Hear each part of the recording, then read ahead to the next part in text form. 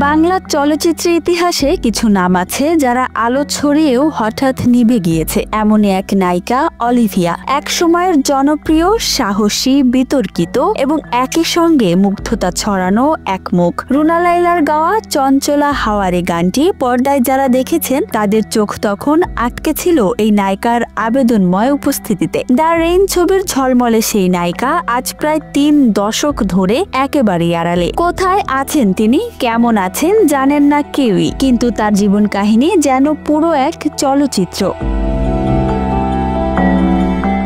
কয়েক বছর আগে অলিভিয়ার সঙ্গে দেখা হয়েছিল ববিতার। এই নায়িকার সঙ্গে 4-5টি চলচ্চিত্রে অভিনয় করা হয়েছে বলে জানান ববিতা। অলিভিয়া প্রসঙ্গে ববিতা বলেন, আমি ঢাকার বনানীর একটি পার্লারে যেতাম, সেখানে বছর 2-3 আগে তার সঙ্গে আমার দেখা হয়েছিল।